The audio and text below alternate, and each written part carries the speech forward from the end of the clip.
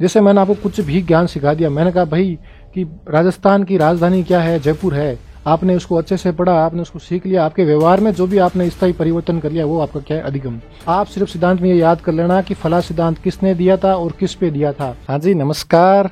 आज आप सबका एक बार फिर से हार्दिक स्वागत इस ऑनलाइन सारथी 2.0 के ऑनलाइन प्लेटफॉर्म पे। मैं आपका मेजबान हरीश जानी और आपके लिए लेके आया हूँ जो अपना शिक्षण अभिरुचि का टॉपिक चल रहा है, उसका पहला चैप्टर शिक्षण और अधिगम, और शिक्षण और अधिगम का सबसे आखिरी टॉपिक जिसे कहते हैं अधिगम। अधिगम जैसे आपने पढ़ा था पहले कि अधिगम की परिभाषा क्या होती है, अधिगम के बारे में किस किस ने क्या बताया, और अधिगम की कौन कौन सी विशेषताएं होती है, अधिगम के कौन कौन से सिद्धांत होते हैं और किस किस ने क्या क्या सिद्धांत दिए, और अधिगम के कौन कौन से विकार है। ये 4-5 जैसे अपन चीज़ें पढ़ेंगे तो आपका अधिगम चैप्टर पूरा हो जाएगा। क्योंकि आपके BSTC के मतलब सिर्फ इतना ही कहा कि अधिगम क्या होता है, अधिगम की विशेषता बताइए, आपको ज़्यादा डीप नहीं जाना है। आपको डीप कब पढ़ना अधिगम, जब आप BSTC में सिलेक्शन लेके जब आप रीट की तैयारी करने आएंगे तब अपन अधिगम को डीप में पढ़ेंगे। लेकिन मैं आपको फिर बता दूं कि जैसे अपने पिछले टॉपिक में या पिछले क्लास में अपने डिस्कस किया था कि शिक्षण क्या होता है और शिक्षण और अधिगम के बीच में अंतर क्या क्या होता है, उसके जस्ट अपना जैसे ही शिक्षण टॉपिक खत्म हुआ फिर आता है अधिगम। तो देखिए अधिगम क्या होता है। अधिगम की यदि मैं इंग्लिश में बात करूँ उसको बोलते हैं लर्निंग। जैसे अपन ने पहले बात की थी कि शिक्षण को बोलते हैं किसी चीज़ को पढ़ाना। शिक्षक और शिक्षार्थी के मध्य जो भी अपनी विषय वस्तु को लेकर जिसके बारे में वो पाठ्य पुस्तक को लेकर पढ़ते हैं उसे कहते हैं क्या, ये जो अंतरक्रिया करते हैं विषय वस्तु के बारे में शिक्षक और शिक्षार्थी के मध्य उसे कहते हैं शिक्षण। लेकिन उस अंतरक्रिया के फलस्वरूप अपने पूर्व ज्ञान, अपने अभ्यास या फिर अपनी प्रशिक्षण के माध्यम से अपने व्यवहार में कोई भी किसी भी प्रकार का स्थायी ज्ञान प्राप्त करना ही क्या है, अधिगम है। किसी प्रकार का स्थायी ज्ञान प्राप्त करो वो कौन सा है, अधिगम है। जैसे मैंने आपको कुछ भी ज्ञान सिखा दिया, मैंने कहा भाई कि राजस्थान की राजधानी क्या है, जयपुर है, आपने उसको अच्छे से पढ़ा, आपने उसको सीख लिया, आपके व्यवहार में जो भी आपने स्थायी परिवर्तन कर लिया वो आपका क्या है, अधिगम। तो आपका बिना समय खराब किए बिना मैं सीधा आपको ले चलता हूँ टॉपिक पे, क्योंकि आपके पास भी समय कम है। बाकी ये बताइए आप सब लोग कैसे हैं, फटाफट कमेंट करके बताओ आपकी तबीयत कैसी है और आप खुद कैसे हैं।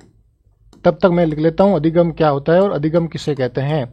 देखिए अधिगम को अपन इंग्लिश में बोलते हैं लर्निंग। क्या बोलते हैं, लर्निंग। मैंने आपको पहले ही बताया था अधिगम का मतलब होता है सीखना। किसी चीज को सीख रहे हो वो कौन सा है, अधिगम है। और सीख के कैसा परिवर्तन करना अपने व्यवहार के अंदर, किसके अंदर, अपने व्यवहार में कैसा परिवर्तन है, स्थायी परिवर्तन है, उसे क्या कहते हैं, अधिगम कहते हैं। और वो भी स्थायी परिवर्तन आपके कैसे आएगा, सर स्थायी परिवर्तन एक तो हम किसी चीज़ का हमारे पास पूर्व ज्ञान है, या फिर कैसे आपके पास, एक तो सर हमारे पास पूर्व ज्ञान है किसी चीज़ को लेके, या सर हम हमारे अनुभवों से सीख रहे हैं, अपना जो एक्सपीरियंस होता है, या सर हम किसी प्रशिक्षण के माध्यम से सीख रहे हैं, कहीं पर ट्रेनिंग ले रहे हैं उसके माध्यम से सर हम स्थायी ज्ञान प्राप्त कर रहे हैं, या सर हम किसी चीज़ के बारे में बार बार सर अभ्यास कर रहे हैं, बार बार अभ्यास कर रहे हैं, चिंतन कर रहे हैं, सर मनन कर रहे हैं। उसके फलस्वरूप आपके व्यवहार में जो भी स्थायी परिवर्तन होगा, इस चीज़ को आप अंडरलाइन कर लेना, स्थायी कहीं पे होगा परिवर्तन। परिवर्तन कैसा, स्थायी परिवर्तन। आपके जीवन में कुछ भी किसी प्रक्रिया के फलस्वरूप जो भी आपका स्थायी परिवर्तन होता है उसे क्या कहते हैं, अधिगम कहते हैं। ठीक है, फिर बात आती है कि अधिगम के बारे में किस किस ने क्या कहा। तो आपके 2 वैज्ञानिक हुए थे। एक वैज्ञानिक जिसका नाम था वुडवर्थ। वुडवर्थ ने क्या कहा था कि सीखना ही अधिगम है। क्या कहा था, वुडवर्थ ने यह कहा था कि सीखना ही अधिगम है। ये किसने कहा था, वुडवर्थ ने कहा था। और एक आपका होता गेट्स। गेट्स क्या कहता है कि अनुभव और प्रशिक्षण के माध्यम से सीखना ही वो चीज़ क्या कहलाती है, अधिगम कहलाती है। तो आपके अधिगम के बारे में 2 महानुभवों ने जो आपकी बहुत इंपॉर्टेंट परिभाषा यहाँ से पूछ सकते हैं। एक तो आपको किसने दी थी, एक दी थी वुडवर्थ ने। वुडवर्थ महोदय क्या कहते हैं कि जो भी आप किसी के माध्यम से सीख रहे हो, सीखना, आप कुछ भी सीख रहे हो सीखना ही आपका क्या है, अधिगम है। और आपके गेट्स महोदय क्या कहते हैं, गेट्स कहते हैं प्यारे बच्चों, विद्यार्थियों, आप जो भी अपने अनुभव, अपने एक्सपीरियंस और जो भी आप कुछ किसी भी चीज़ की ट्रेनिंग ले रहे हो या प्रशिक्षण कर रहे हो, उस प्रशिक्षण के माध्यम से आप जो भी चीज़ सीख रहे हो उसे क्या कहते हैं, अधिगम कहते हैं। ठीक है, ये 2 परिभाषा याद रखना। यहाँ से क्वेश्चन पूछने की गुंजाइश रहती है। क्या गुंजाइश है कि वुडवर्थ महोदय कहते हैं कि सीखना विकास की प्रक्रिया है या अधिगम की प्रक्रिया। आप कुछ भी सीख रहे हो, सीखना ही आपका अधिगम है। लेकिन फिर आता है गेट्स महोदय कहते हैं नहीं भाई साहब, आप अपने अनुभव और प्रशिक्षण के माध्यम से जो भी सीख रहे हैं वो क्या है, अधिगम है। तो आपको 2 प्रकार चीजें याद रखनी है। फिर बात आती है कि सर ठीक है, अधिगम की परिभाषा तो हो गई कि अपने व्यवहार के अंदर स्थायी परिवर्तन, उसे क्या कहते हैं, अधिगम कहते हैं। उन्होंने परिभाषा ही बता दी। लेकिन सर ये तो बताओ सर अधिगम किस किस प्रकार से होता है। भाई सर हम कैसे मान लें हमारे व्यवहार में स्थायी परिवर्तन हुआ कि नहीं हुआ, हम किस चीज के माध्यम से या किसके अनुकरण में या अनुसरण में हम सर कैसे अधिगम सीखेंगे। तो अगला टॉपिक आता है कि अधिगम किस किस के माध्यम से होता है। तो देखो अगला टॉपिक आपका, देखो जो आपका अधिगम होता है,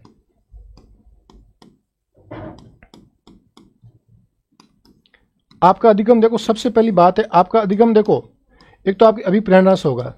यदि आपके अंदर मोटिवेशन है तो आप कुछ भी सीख सकते हैं। तो सबसे पहले आप क्या है, मोटिवेशन से, या आप किसी की नकल करके सीखते हैं, इसको क्या बोलते हैं, अनुकरण, किसी के पीछे पीछे दोहरान करना, आप किसके पीछे अनुकरण से सीख सकते हैं। फिर यदि मैं बात करूं आप किसके माध्यम से सीखेंगे बताओ, तो सर एक तो हम क्या करेंगे, सर हम खेल के माध्यम से सीख जाएंगे। सर हम खेल खेल में किसी चीज़ को सीख जाएंगे और अपने ज्ञान हमारे क्या होगा सर, जीवन में स्थायी परिवर्तन होगा। क्या होगा, खेल के माध्यम से एक तो आपको सहयोग की भावना, और एक जो आपकी सहयोग की भावना होती है, और एक दूसरे से क्या, दूसरों के साथ बैठ के कि मेरे को पहले स्थान पे आना है, मेरे को उससे आगे जाना है, इसको मेरे को हराना है, जीतना, इस तरह की जो भावना विकास होती है। और एक आप किसी प्रकार का क्या समायोजन करके सीख सकते हैं, और एक आप अनुबंधन के माध्यम से सीखते हैं। तो तीन प्रकार से कैसे, एक तो अभिप्रेरणा सीख सकते हैं, अनुकरण से सीख सकते हैं, एक आप खेल के माध्यम से सीख सकते हैं, किसके माध्यम से, खेल के माध्यम से, एक आप कैसे, एक आप किसी के साथ समायोजन करके, एडजस्टमेंट, जो आपकी रीट में साइकोलॉजी एक टॉपिक है ना, एडजस्टमेंट, आप समायोजन करके सीख सकते हैं, या फिर आप किसी का क्या करके निरीक्षण करके सीख सकते हैं, या आप किसी का अवलोकन करके सीख सकते हैं। इस प्रकार से आप क्या करते हैं, अधिगम को सीख सकते हैं। ठीक है, तो पूछे अधिगम आप किस तरह सीख सकते हो। अधिगम हम अभिप्रेरणा से सीख सकते हैं, अवलोकन से सीख सकते हैं, अनुकरण से सीख सकते हैं, खेल के माध्यम से सीख सकते हैं, अनुबंधन से सीख सकते हैं। लेकिन इसमें सबसे इंपॉर्टेंट बात क्या है, अभिप्रेरणा है ना, वो आपके अधिगम का सर्वोत्तम उत्कृष्ट माध्यम है। किसका माध्यम है, आपके अधिगम का। कई बार क्वेश्चन आया कि अधिगम का सर्वोत्तम उत्कृष्ट माध्यम कौन सा है, तो ध्यान रखना अधिगम का सर्वोत्तम उत्कृष्ट माध्यम कौन सा, आपका अभिप्रेरणा है, या मैं कहूँ कौन सा आपका मोटिवेशन है। कौन सा है, मोटिवेशन। और मोटिवेशन कैसा, मोटिवेशन दो प्रकार की, तो आंतरिक मोटिवेशन, एक बाहरी मोटिवेशन।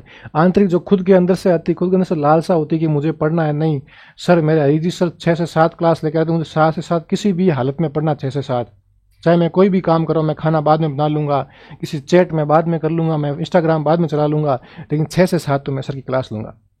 ये आप क्या आंतरिक अनुबंधन है। लेकिन बाह्य अनुबंधन क्या होता है, बाह्य मोटिवेशन क्या, किसी ने बोल दिया कि भाई 1 तारीख को एग्जाम है, पढ़ ले रहे, नंबर आ जाएगा, नौकरी लग जाएगी, आपने उसकी बात सुनी, आधा घंटा पढ़ा, इतने में किसी का मैसेज आया, आप फिर डिस्टर्ब हो गए, फिर आप उस मैसेज में लग गए, 2 घंटे चले गए, 3 घंटे, फिर लगता है आपको जब तो रात हो गई, गुड नाइट बोल देना चाहिए, इतने में आपकी पढ़ाई तो डिस्टर्ब हो गई। इस तरह का अभिप्रेरणा आपकी काम नहीं आती है। तो कौन सा मोटिवेशन सबसे काम आता है, आंतरिक मोटिवेशन आता है। फिर बात होती है अधिगम का, कई बार किसने अधिगम का सर्वोत्तम उत्कृष्ट माध्यम कौन सा है, अभिप्रेरणा है। ठीक है, फिर अपन अगली बात करते हैं कि अधिगम की सब विशेषताएं कौन कौन सी होती है। तो बताओ सर, यहां से आपके क्वेश्चन आता है, कई बार आती है। अगला क्या टॉपिक है कि अधिगम की विशेषताएं। देखो इसको अच्छे से पढ़ लेना, अधिगम की विशेषता क्या क्या। देखो सबसे पहली विशेषता है कि अनअधिगम भी अधिगम है। कुछ नहीं सीखना भी क्या है, अधिगम ही है ना, अनअधिगम ही अधिगम है। कैसे है इसको अपन एक्सप्लेन करेंगे एक बार। देखो अनअधिगम भी अधिगम है। दूसरा, अधिगम कैसी प्रक्रिया है, अधिगम सार्वभौमिक प्रक्रिया है। अधिगम सार्वभौमिक प्रक्रिया है, ठीक है सर आपने बताया तो मान लेते हैं। तीसरी कैसी प्रक्रिया अधिगम, कि सर अधिगम सतत चलने वाली, कैसी, सतत या फिर मैं कहूँ निरंतर चलने वाली प्रक्रिया है। कैसी प्रक्रिया है, सतत या फिर निरंतर चलने वाली, ठीक है। और क्या बोल सकता हूँ मैं अधिगम के बारे में, कि सर अधिगम है जो जीवन पर्यंत चलता है। कैसा चलता है, जीवन पर्यंत चलता है, ठीक है सर। और सर अधिगम आपका कैसा हो सकता है, कि सर अधिगम हमारा सकारात्मक भी हो सकता है, और सर हमारा अधिगम कैसा हो सकता है, सर हमारा अधिगम नकारात्मक भी हो सकता है। ठीक है, तो ये आपकी अधिगम की विशेषता है, क्या है, विशेषताएं। देखो विशेषता क्या है, पहली विशेषता क्या है कि अनअधिगम भी अधिगम है। अनअधिगम का मतलब क्या होता है कि कुछ नहीं सीखना भी सीखना। जैसे कैसे जैसे आपको किसी ने क्या हो, जैसे आप घर में जब छोटे बच्चे थे तो आप क्या करते, अंगुली को चूसते थे, इस अंगूठे को, है ना, तो अंगूठी चूसते थे। घर वाले क्या बोलते हैं, कितना खराब लड़का है, अच्छे बच्चे ऐसे नहीं करते, खराब बच्चे ऐसे नहीं करते। लेकिन आपकी आदत थी, आपको मजा आता था चूसने में, तो आप बार बार उसको क्या चूसते थे, किसको, अंगूठों को। जैसे ही आपको लगा कि आपको इस बार क्या बोला पापा ने, इस बार मेरे को अंगूठा चूसते हुए दिखाई दिया तो मैं तेरे को मारूंगा, आपको वो चीज़ क्या माइंड में सेट हो गई, आपने सीख लिया कि जैसे ही पापा ने मारा तो मेरे व्यवहार में क्या होगा, परिवर्तन होगा। लेकिन जैसे ही पापा बाहर गया वापस शुरू हो गई। लेकिन एक दिन बाद, 2 दिन बाद जैसे ही पापा घर में आए, आपने देखा कि नहीं, आपको याद आया, आप चीज़ भूल गए थे, आपको याद क्या आया था, नहीं इस तरह से पापा मारेंगे।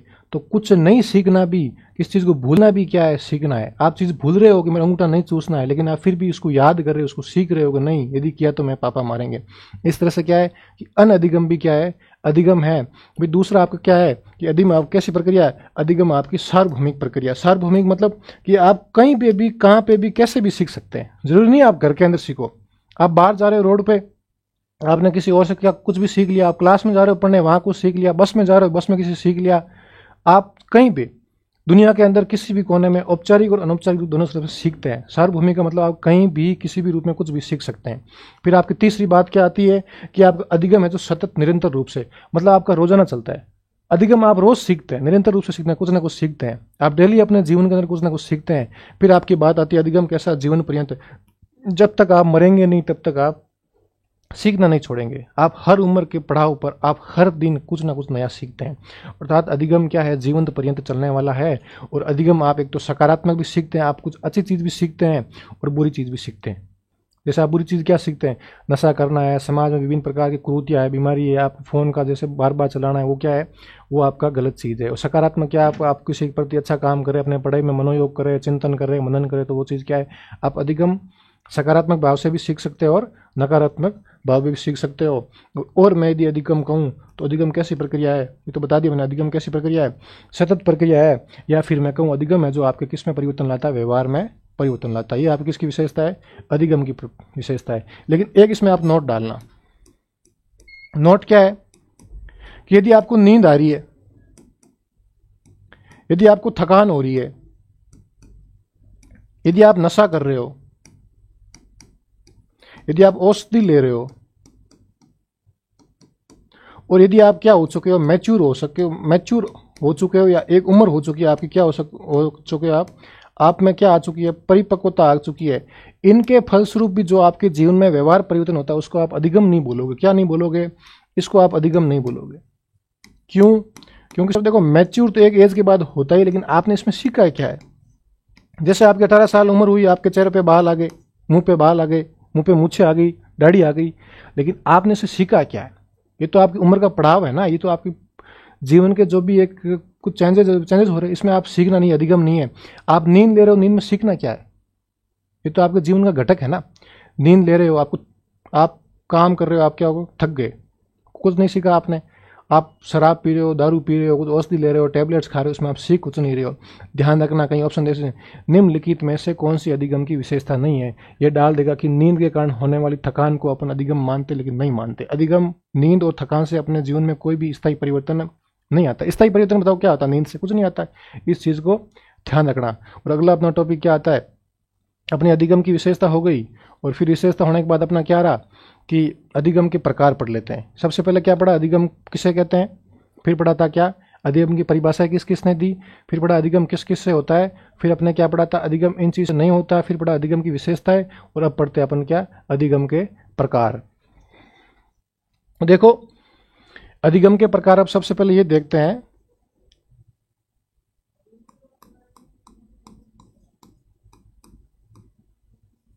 Types of learning.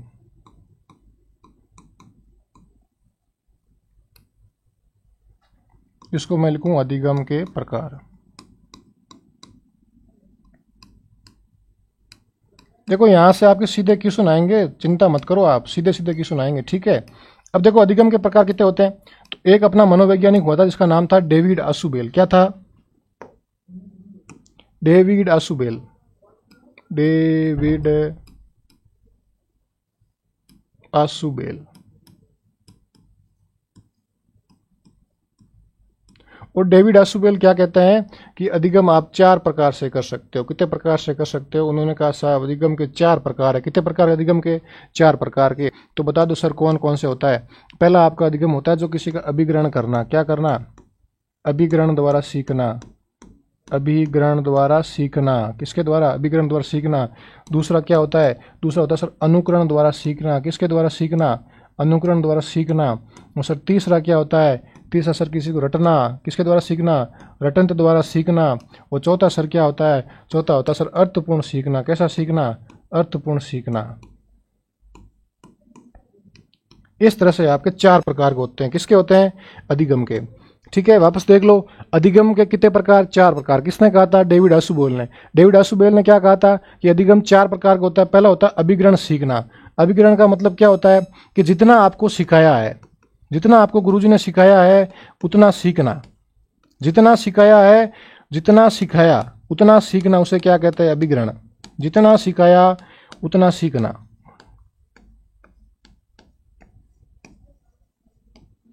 जितना आपको गुरुजी ने सिखाया उतना ही सीखना, कौन सा आपका अधिगम है? अभिग्रहण है। अनुकरण का मतलब होता है आपका नकल करना। क्या करना? नकल करना।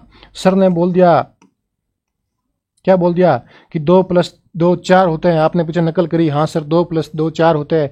मैंने बोल दिया कि राजस्थान की राजधानी जोधपुर है, आपने नकल करी राजस्थान की राजधानी जोधपुर है, लेकिन आपने बिल्कुल नहीं समझा कि सर झूठ बोल रहे हैं, सच बोल रहे हैं, कितना सर सही बता रहे हैं। आपने सर की बात मान लिया, आपने क्या किया? अनुकरण किया सर का। जैसे जैसे मानसिक अनुकरण में जैसे ये लिखा CUT, इसको अपन पढ़ते क्या? कट, लेकिन मैंने ये लिखा PUT, इसको अपन पट नहीं लिखते, क्या पढ़ते हैं?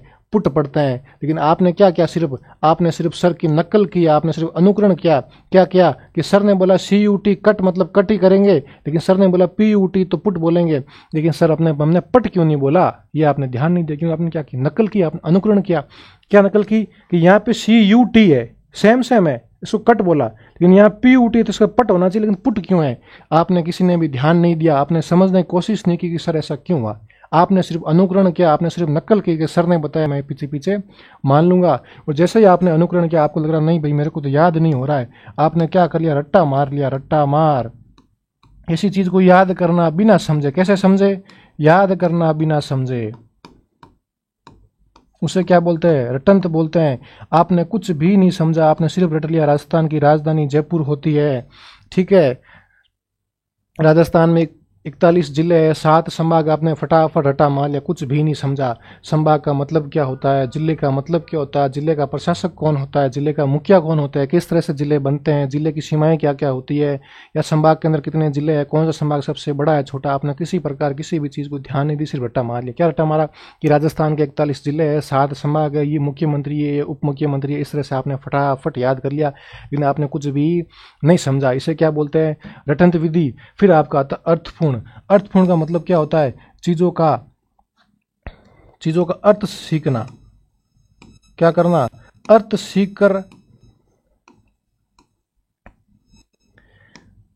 सीखकर उससे विषय वस्तु की क्या ग्रहण करना? अवधारणा ग्रहण करना। क्या ग्रहण करना? अवधारणा ग्रहण करना। उसे क्या कहते हैं अपन? उसे कहते हैं अर्थपूर्ण सीखना। कैसा सीखना? आपका अर्थपूर्ण सीखना। ठीक है, ये आपके 4 प्रकार के सीखना है। वापस देख लो, फटाफट स्क्रीनशॉट ले लो उसको।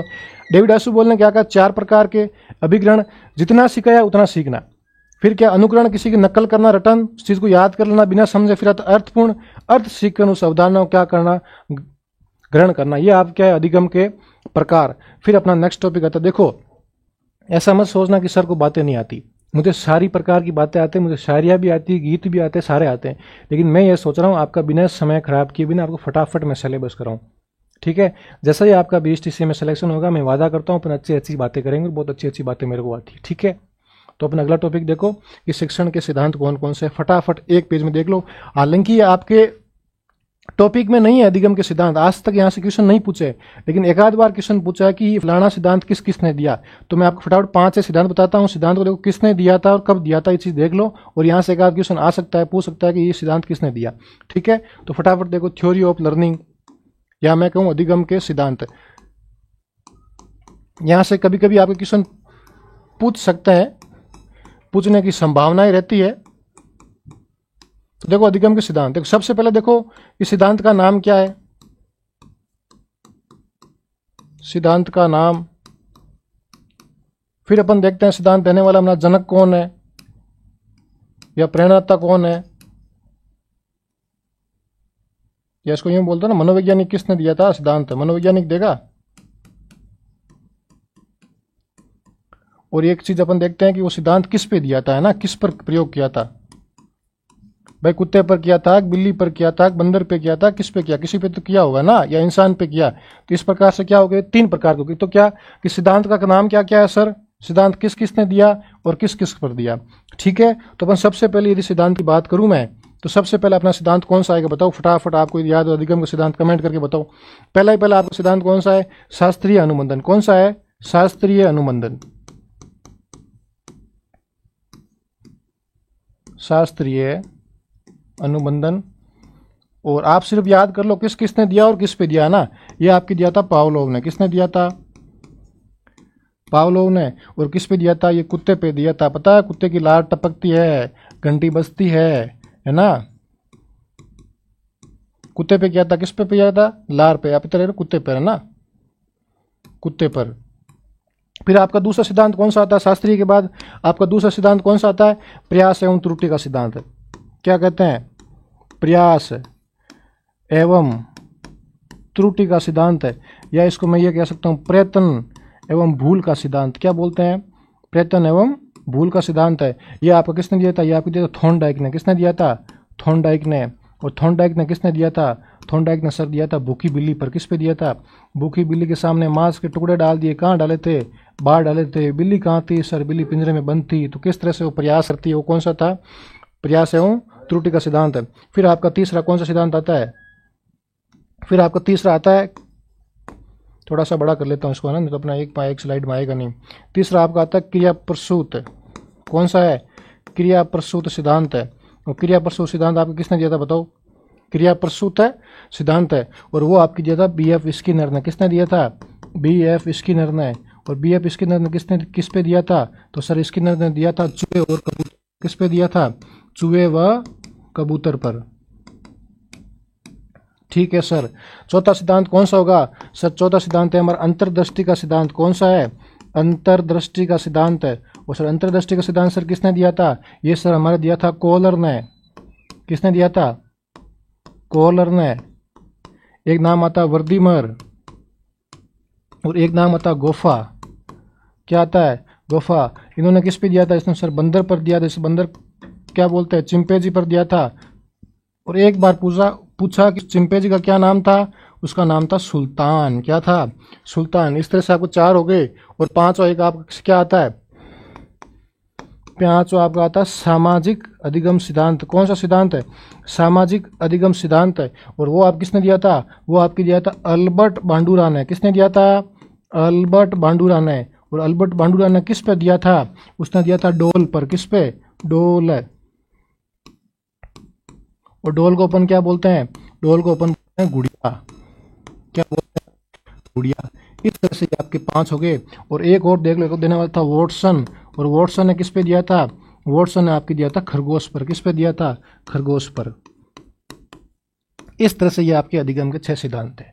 ठीक है, फटाफट इसका स्क्रीनशॉट ले लो। और यहां से आपको एक क्वेश्चन आएगा पक्का, पूछ लेंगे अधिगम का सिद्धांत, शास्त्रीय अनुबंध सिद्धांत किसने दिया था, कि सर वो तो पावलोव ने दिया था।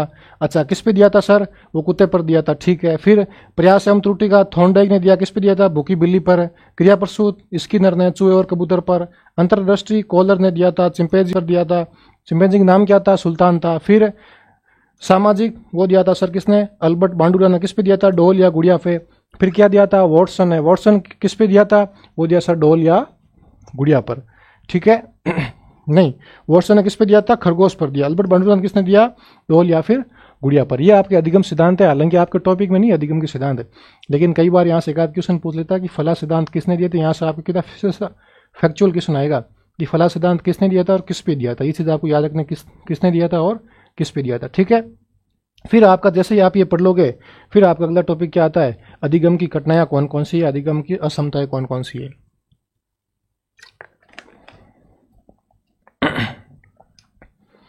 उससे पहले मैं आपको एक दो क्वेश्चन करवा लेता हूं। देखो कैसे एमसीक्यू यहां से पूछते हैं। पहला प्रश्न क्या है आपका, अधिगम है,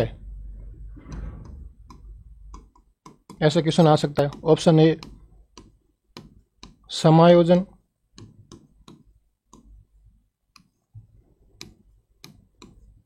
स्थायी परिवर्तन,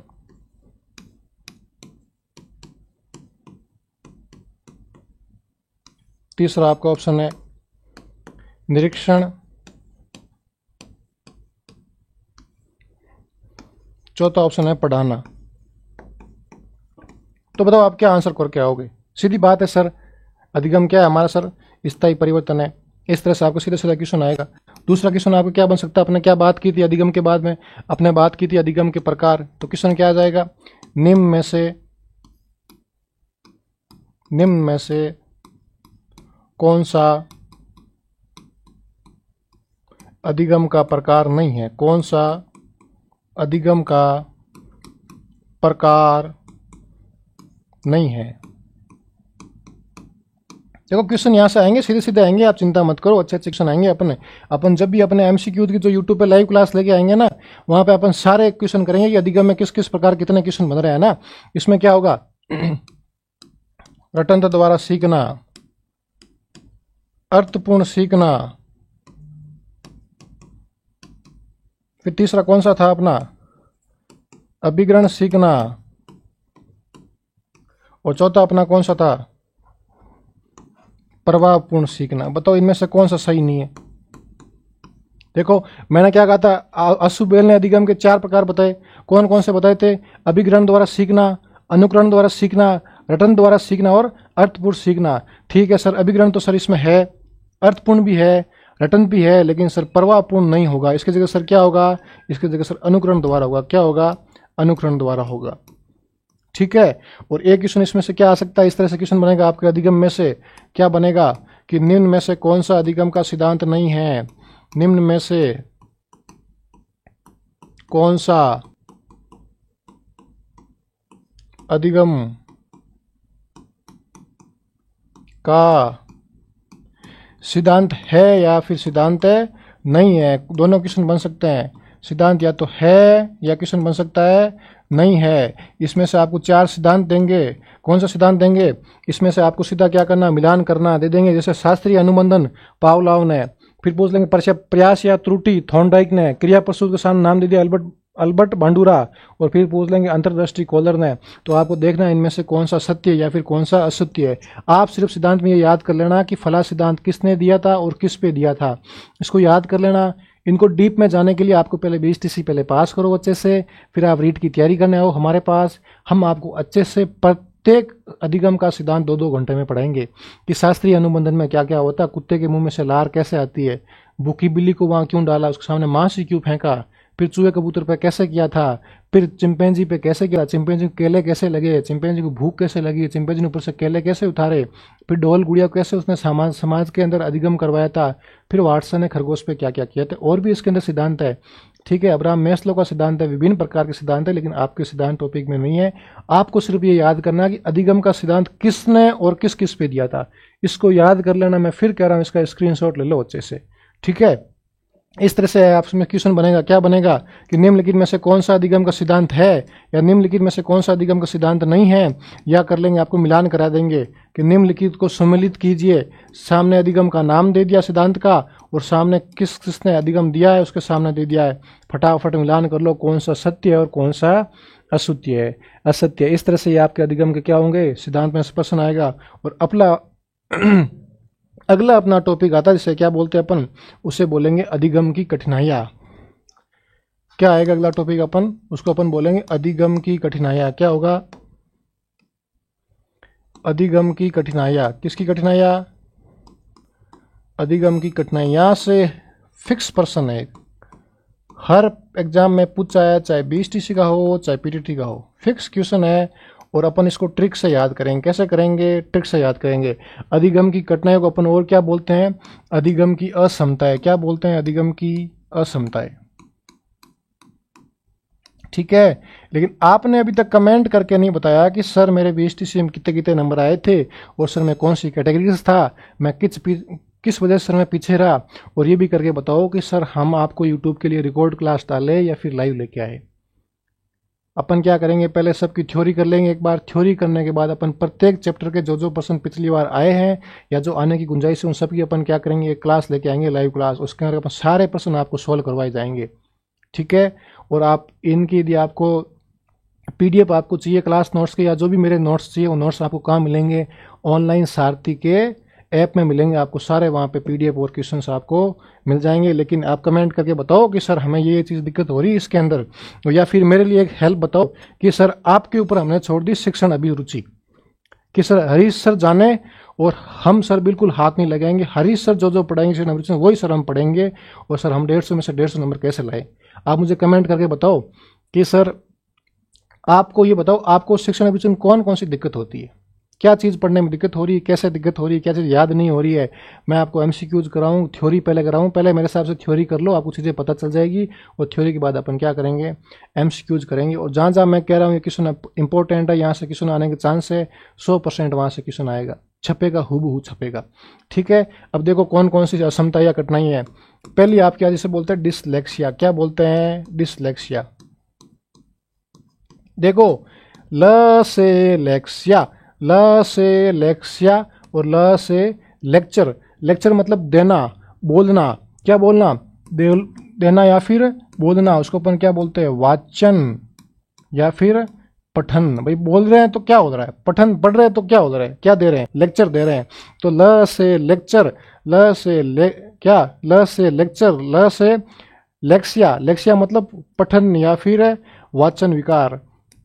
क्वेश्चन आता है कि पठन विकार को क्या बोलते हैं, पठन विकार को क्या बोलते हैं, डिसलेक्सिया बोलते हैं। क्या बोलते हैं, डिसलेक्सिया। आप कैसे याद करना, ल से लेक्सिया, लेक्सिया मतलब बोलना, बोलना मतलब पठन या फिर वाचन। इस तरह से आपका दूसरा क्या है, डिसग्राफिया। क्या है, डिसग्राफिया, डिसग्राफिया। एक बात बताओ रे मेरे को कि ग्राफ को आप क्या करोगे, बनाओगे ना ग्राफ को, तो ग्राफ बनाओगे तो क्या करोगे, लिखोगे, तो इसको अपन क्या बोलेंगे, लेखन विकार। क्या बोलोगे, लेखन विकार। कैसे याद करोगे कि सर ग्राफ है, ग्राफ को ऊपर हम क्या करेंगे सर, ग्राफ सर हम बनाएंगे, बनाएंगे क्या, लेखन करेंगे, उसको क्या बोलेंगे, डिसग्राफिया। डिसग्राफिया मतलब लेखन विकार। फिर सर तीसरा क्या है, सर आपका तीसरा है, आपको क्या बोलेंगे इसको, डिसकैलकुलिया।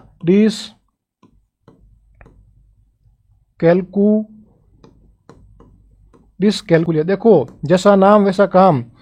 कैलकुलिया मतलब कैलकुलेटर, कैलकुलिया मतलब कैलकुलेटर, और कैलकुलेटर अपना किस में काम आता है सर, गणित में आता है। किस में आता है, गणित में। सीधा देखो, अपना दिमाग लगाओ, अच्छे से याद करो कि सर कैलकुलिया, कैलकुलिया मतलब कैलकुलेटर, और कैलकुलेटर सर किस में काम आता है, वो सर हमारे गणित में आता है।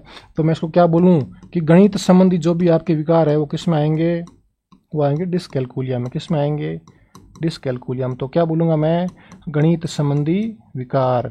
और सर फिर आता हमारा क्या, फिर ऐसा था अफेजिया। अफेजिया, अफेजिया क्या होता है सर, अफेजिया मतलब आपका भाषाघात का होना, या फिर आपका जो भी संप्रेषण कौशल है उसका ठीक से नहीं होना। क्या होना, संप्रेषण विकार होता है। आप जो भी बोल रहे हो आपको पता नहीं मैं क्या बोल रहा हूँ, मेरा तालमेल नहीं है, मेरे शब्दों और वाक्यों के बीच में तालमेल नहीं है, मैं क्या बोल रहा हूँ, क्या लिख रहा हूँ, मुझे कुछ भी नहीं पता है। इस प्रकार की चीज़ों को क्या बोलते हैं, डिसफ्रेजिया। डिसफ्रेजिया। और क्या होता है, भाषाघात या फिर संप्रेषण कौशल। ये आपके क्या है, 4 प्रकार के अधिगम की कठिनाइयां है, या फिर मैं क्या कहूँ इसके अधिगम के असमता है अधिगम की। वापस बताओ फटाफट, कैसे याद करोगे, डिसलेक्सिया। लेक्सिया मतलब लेक्चर देना, मतलब बोलना या पढ़ना, तो क्या होगा, पठन या वाचन विकार। ग्राफिया, ग्राफ मैं क्या बनाता हूँ, बनाना मतलब लिखता हूँ, लेखन विकार। कैलकुलिया सर गणित में होता है, मतलब गणित संबंधी विकार। अफेजिया मतलब भाषाघात या फिर संप्रेषण संबंधी कोई भी चीज की। और एक अपन कहीं कहीं और पढ़ते हैं, क्या पढ़ते हैं, हाइपरलेक्सिया। क्या पढ़ते हैं, हाइपरलेक्सिया। और सर हाइपरलेक्सिया क्या होता है, हाइपरलेक्सिया वो होता है जिसमें आपको शब्दों और वाक्यों के बीच में पता ही नहीं चलता है, शब्द व वाक्यों के बीच में तालमेल ना बिठा पाना। शब्द व वाक्यों के बीच में क्या नहीं बिठा पाना, तालमेल नहीं बिठा पाना।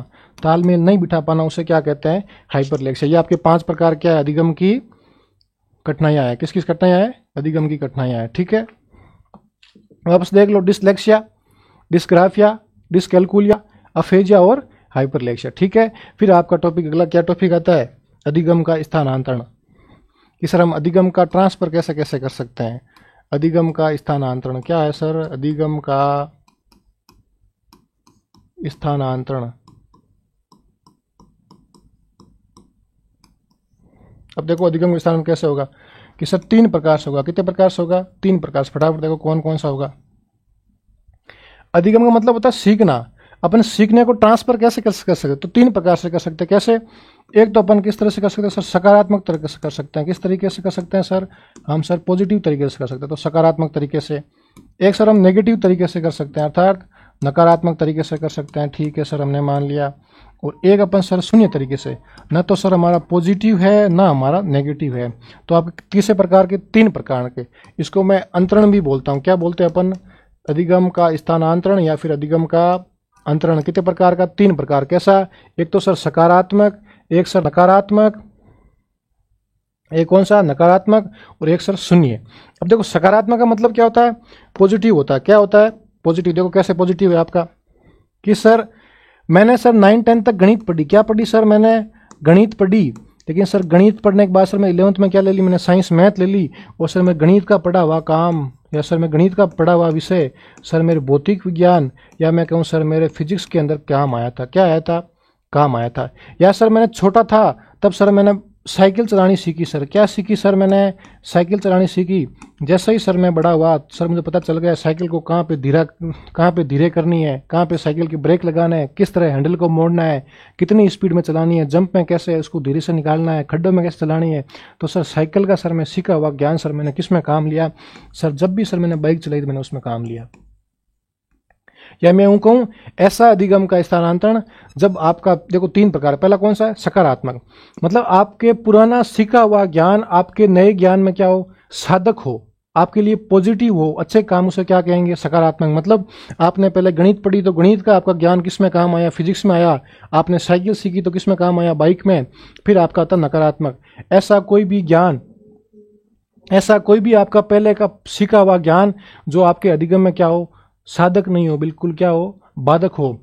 ऐसा ज्ञान जो आपके सीखे हुआ क्या हो? बाधक हो। जैसे एग्जांपल क्या दी कि मैंने भारत के अंदर सर मैंने कार चलाई। क्या चलाई? कार। तो सर जब भी मैं यहाँ कार चलाता हूँ सर कार की स्टीयरिंग किस साइड होती है? राइट साइड में होती है। इस तरह खाली सीट होती है, इस तरह सर मैं कार चलाता हूँ। लेकिन सर जैसे ही सर मैं विदेश में गया तो विदेश के अंदर क्या होता है बच्चों? विदेश के अंदर कार की स्टीयरिंग इस साइड होती है, लेफ्ट साइड में। तो आपके राइट साइड में सीखा हुआ आपका ज्ञान लेफ्ट साइड में क्या है? बाधक है, साधक नहीं है। क्यों? आपको प्रैक्टिस इस साइड की है ना, आपको साइड की प्रैक्टिस ही नहीं है। तो आप एक्सटेंड कर दोगे, कुछ भी कर दोगे, आप कार नहीं चला पाओगे। आपके लिए वो क्या है? बाधक है। और फिर आपकी तीसरी आती शून्य। शून्य का मतलब क्या होता है कि आपका जो भी ज्ञान सीखा हुआ है न तो आपके लिए साधक है न आपके लिए बाधक है। जैसे आप क्लासरूम में जाते हैं, आप स्कूल जाते हैं तो आपने प्रार्थना याद कर ली। प्रार्थना याद कर ली, आपने प्रार्थना याद कर ली। गुरुजी आए कि कल महात्मा गांधी जयंती है, आपको महात्मा गांधी के ऊपर एक निबंध याद करके आना। क्या बताओ कि आपका प्रार्थना सीखा हुआ ज्ञान क्या आपके लिए साधक है या फिर बाधक है? आपके लिए कुछ भी किसी प्रकार का काम नहीं करेगा। आपको निबंध अलग से याद करना ही पड़ेगा, आप कुछ भी कर लो। यूं सीधी बात है, आपने प्रार्थना पत्र सीखा या प्रार्थना आपने याद की, लेकिन आपको बोल रहे क्या याद करो? निबंध याद करो। आपके लिए क्या फायदेमंद है? कुछ भी फायदेमंद न तो आपके लिए सकारात्मक है ना भी नकारात्मक है। या मैं यूं खेलूं, आपने क्रिकेट में बैटिंग करना सीख ली, इस बॉल पे ऐसे छक्का मारेंगे, ऐसे मारेंगे, फिर आपको बोलूंगा आप बॉलिंग करो। तो बताओ आपके क्रिकेट में बैटिंग का सीखा हुआ ज्ञान आपके बॉलिंग में क्या फायदेमंद? कुछ फायदेमंद नहीं है। और आपको क्या घाटा हो रहा है? घाटा भी सर कुछ नहीं हो रहा। सर मैंने जो ज्ञान सीखा ना तो मेरा फायदेमंद है ना मेरे लिए नुकसानदायक है, तो उसको क्या बोलेंगे? शून्य। शून्य का मतलब एकदम शांत अवस्था में है ना, एकदम कैसा? एकदम बिल्कुल ना हिल रहा ना डुल रहा। अपन कह सकते हैं कि सर मेरे साइकिल का मत क्या बोलते हैं उसको, क्रिकेट का सर बैटिंग का ज्ञान सीखा हुआ सर मेरे बॉलिंग में किसी प्रकार का कोई भी काम नहीं आ रहा। या फिर सर मैंने किसी पे भक्ति गीत याद करने के बाद सर मुझे बॉलीवुड सॉन्ग याद करने में सर मुझे किसी प्रकार का ना तो कोई नुकसान है ना कुछ फायदा है। इस तरह के ज्ञान को अपन क्या बोलेंगे? अधिगम का शून्य अंतरण। 3 प्रकार के सकारात्मक जो आपके काम में आए, नकारात्मक जो काम में नहीं आए। शून्य मतलब न तो काम में आए ना तो आपके साधक और ना बाधक। इस तरह को क्या बोलेंगे अपन? इस तरह को अपन क्या बोलेंगे? शून्य अंतरण। ठीक है। फिर अपना नेक्स्ट टॉपिक आता है कि सर अपना अधिगम तो सीख लिया, लेकिन सर अधिगम करने के लिए सर हमारे कौन सा सीखने का क्रम है? आपका लास्ट टॉपिक है अधिगम के अंदर कि आपके सर अधिगम सीखने का क्रम क्या है? आपका अधिगम है, या मैं यूं सीधा लिख दूं आपके सीखने का क्रम क्या होना चाहिए? सीखने का क्रम, यहाँ से कई बार क्वेश्चन आता है और अपन सीखने का क्रम सीधा पढ़ते हैं। क्या पढ़ते हैं? LSRW। एल को क्या बोलते हैं? लिसनिंग। लिसनिंग का मतलब क्या होता है? सुनना। फिर स्पीकिंग का मतलब क्या होता है? बोलना। सर सबसे पहले बच्चा क्या होगा? सुनेगा, फिर क्या होगा? बोलेगा, फिर क्या होगा सर? पढ़ेगा, और पढ़ने के बाद बच्चा क्या करेंगे? लिखेगा। इस तरह से कितने कौशल? आप 4 कौशल है। कौन कौन से? सुनना, बोलना, पढ़ना और लिखना। आप सुन रहे हो तो किस चीज़ को क्या कर रहे हो? अंदर ग्रहण कर रहे हो, मतलब कौन सा कौशल है? ग्राह्य कौशल है। बोल रहे हो तो क्या निकाल रहे हो? जैसे आप किसी बोल रहे हो तो क्या हो रहा हो? बाह्य, आप बाहर व्यक्त कर रहे हो उस चीज़ को। जैसे ही आप पढ़ रहे हो तो पढ़ने हो तो आप क्या चीज़ों को याद कर रहे हो, अपने अंदर ग्राह्य कर रहे हो। और लिख रहे हो तो फिर भी क्या कर रहे हो आप? लिखने पे आप क्या कुछ चीज़ों को बाहर व्यक्त कर रहे हो। अर्थात क्या चीज़ है? या मैं यूँ कहूँ पहला और तीसरा कौशल क्या है? सर पहला और तीसरा कौशल तो हमारा ग्राह्य कौशल है। और सर दूसरा और चौथा कैसा कौशल है आपका? दूसरा और चौथा सर हमारा कौन सा कौशल है? बाह्य कौशल है।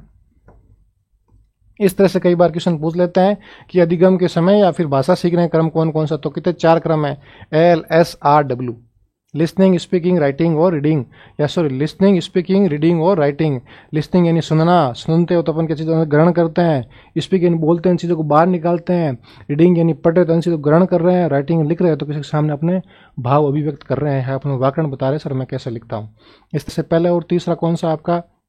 अभिग्रहण कौशल है, आंतरिक कौशल है। और दूसरा और चौथा कैसा है? बाह्य कौशल है ना, जिसको आप क्या करो? अभिव्यक्त करो। ठीक है, इस प्रकार से ये आपके अधिगम का चैप्टर क्या होता है? खत्म होता है। और इतना ही आपको अधिगम के अंदर पढ़ना है। क्या क्या पढ़ा आपने? एक बार वापस देखो अधिगम के अंदर। आपने देखो सबसे पहले क्या पढ़ा? अधिगम की परिभाषा क्या क्या है? व्यवहार में कोई भी आपका स्थायी परिवर्तन होता है उसे आप क्या कहेंगे? अधिगम। और स्थायी परिवर्तन कैसा होगा? पूर्व ज्ञान के आधार पर, अनुभव के आधार पर, प्रशिक्षण के आधार पर, अभ्यास के आधार पर। फिर परिभाषा वुडवर्थ ने क्या बोला कि सीखना ही अधिगम है। गेट्स ने क्या बोला? अनुभव और प्रशिक्षण के माध्यम से सीखना क्या है? अधिगम है। फिर अधिगम कैसे कैसे होता है? ये 5 प्रकार से होता है।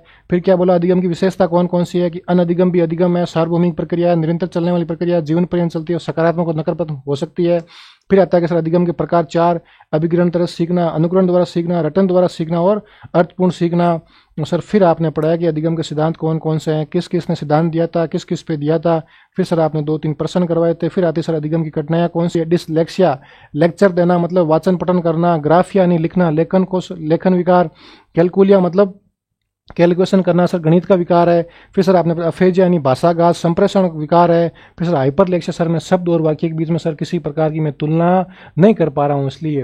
और फिर आपका अंतिम टॉपिक क्या आता है? अधिगम का अंतरण या अधिगम का स्थानांतरण किस तरीके से होता है? एक जगह से दूसरे जगह में आपका अधिगम साधक है या बाधक है या किसी प्रकार का काम नहीं कर रहा है। इसलिए 3 प्रकार, सकारात्मक, नकारात्मक और शून्य। यहाँ से कई बार क्वेश्चन पूछे हैं अधिगम के अंतरण कितने प्रकार के होते हैं? 3।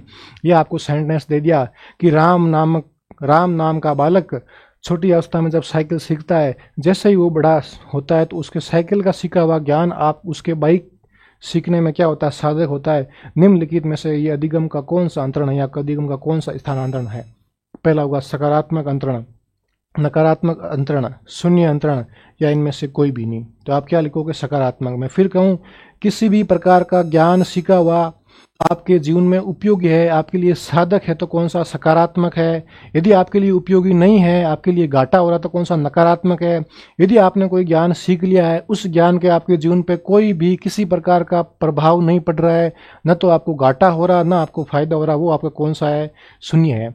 ठीक है। फिर आपने पढ़ा था भाषा सीखने का क्रम 4 प्रकार का क्वेश्चन आता है, LSRW। L यानी लिसनिंग यानी सुनना, S यानी बोलना, R यानी पढ़ना, W यानी लिखना। ठीक है। इस तरह से ये आपका अधिगम का चैप्टर खत्म होता है। इस तरह से आपका पहला चैप्टर भी खत्म होता है, शिक्षण और अधिगम। ठीक है। नेक्स्ट क्लास में अपन क्या लेके आएंगे? इन दोनों फर्स्ट चैप्टर के जो भी MCQs होंगे अपन लेके आएंगे। और तब तक के लिए आप अच्छे से पढ़िए, आराम से पढ़िए, कमेंट करके बताइए कि सर हमें चैप्टर कैसा लगा। ठीक है। नेक्स्ट टॉपिक अपन बात करेंगे जो आपका सेकेंड टॉपिक, जिसे बोलते हैं क्या बोलते हैं उसको बोलते हैं लीडरशिप क्वालिटी, या फिर आपका जो भी नेतृत्व गुण है वो कौन कौन करता है। और नेतृत्व गुण करने वालों क्या बोलते? नेता बोलते हैं। नेता क्या क्या गुण है, नेता की कौन कौन सी विशेषताएं हैं। ठीक है, वो अपन डिस्कस करेंगे सेकंड क्लास में। तब तक के लिए अच्छे से रहिए, मस्त रहिए, घर पे पढ़ते रहिए, प्रीवियस क्वेश्चन पेपर देखते रहिए। मिलते हैं अपन नेक्स्ट क्लास में, तब तक के लिए टेक केयर। सबका धन्यवाद।